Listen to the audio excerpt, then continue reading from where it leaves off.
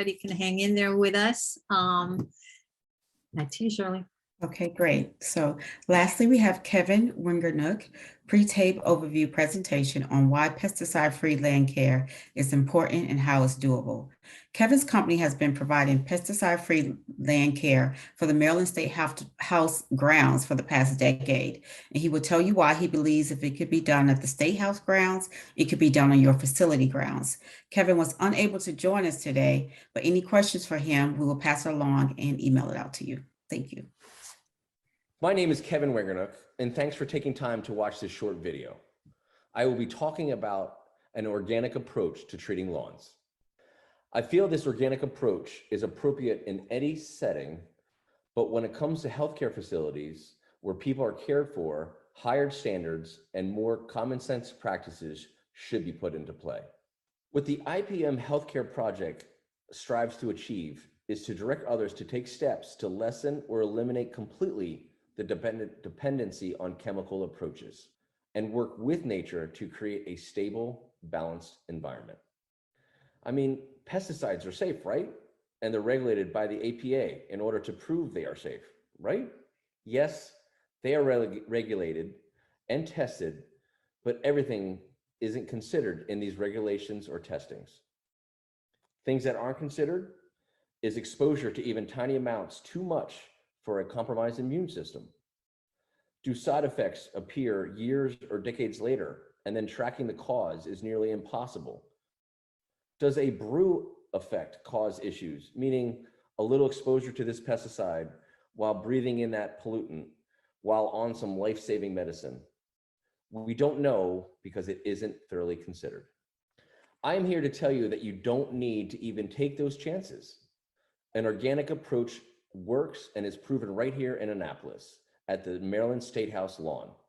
It is not a perfect lawn, but it is a thick green stand of turf that the masses can enjoy without worry about exposure to something that has potential to harm.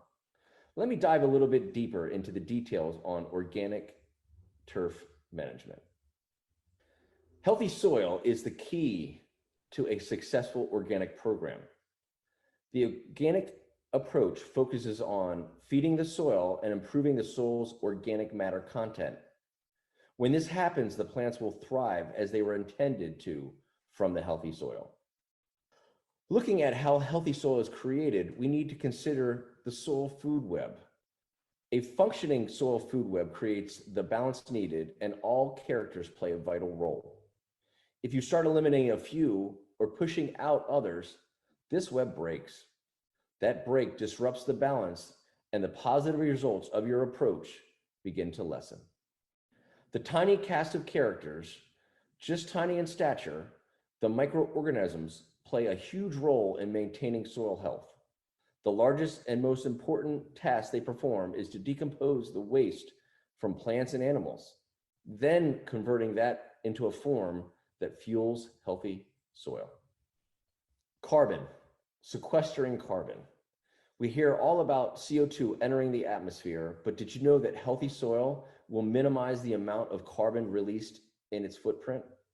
Chemical pesticides, they are just a tool to get the job done, right? No. Chemical pesticides are broad spectrum, which sounds great until you realize those pesticides are killing the problem as well as the beneficial characters that exist there to protect the soil from the pest you are trying to get rid of. These chemical pesticides wreak havoc in the balance of the soil food web. Part of a successful organic approach is to evaluate the current state of the lawn, and catering to the specific needs of each site goes a long way. Many single-family homes that we treat require different approaches for the front lawn compared to the back lawn, depending on existing factors. Is the site sunny, shady? Is there soggy soil? Is it very dry soil? Is there heavy foot traffic causing compaction? These are all things that we consider. And one thing that I see a lot is that people are trying to grow grass in areas that grass is just not meant to grow. Those areas should be considered areas for perennial gardens, ground covers, but not turf. I mentioned mowing heights earlier, and that is important for so many reasons. The taller the cut, the more leaf blade exists to practice photosynthesis. The taller the cut, the deeper the roots grow, which enables the turf to seek out more nutrients and water. The taller the cut, the more shade the plant casts on the soil, keeping the soil temperatures regulated and allowing the soil to hold more moisture. This shading also blocks the sunlight from hitting undesirable weed seeds, not allowing them to germinate. A question to consider: how good do you want your turf to look? With anything, the more inputs you do, the better the results. I mean, a fallow field could be considered an organic lawn, but the look isn't necessarily desirable to some. There are many inputs that go into creating a healthy organic lawn.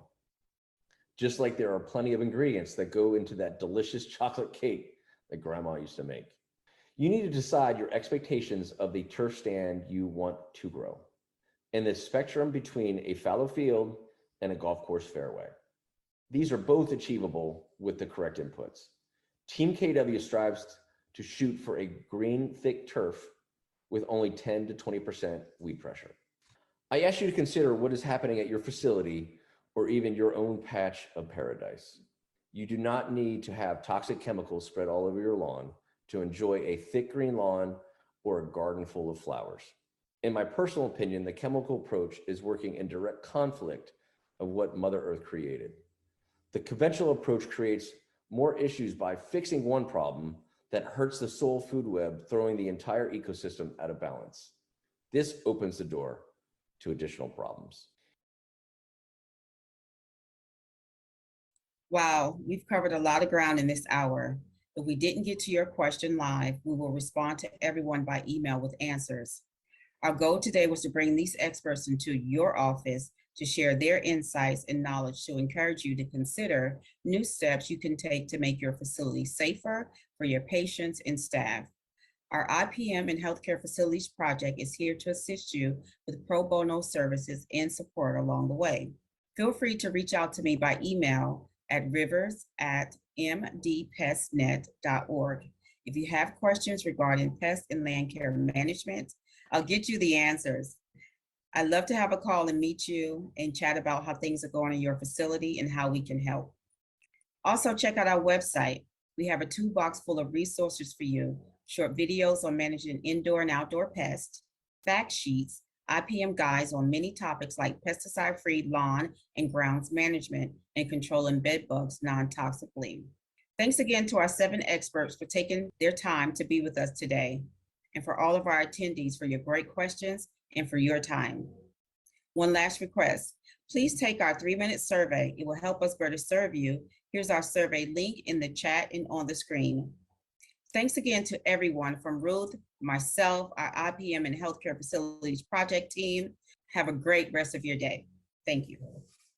Thanks so much for watching our expert on IPM. I'm Sean Lynch, the director of the IPM and Healthcare Facilities Project at the Maryland Pesticide Education Network. We hope this has inspired you to consider new steps you can take to make your facility safer for your patients and staff. Please reach out to me at email at sean@mdpestnet.org if you have any questions regarding implementing IPM at your facility. To learn more, please visit the project at mdpestnet.org, choose projects, and then the IPM and Healthcare Facilities Project.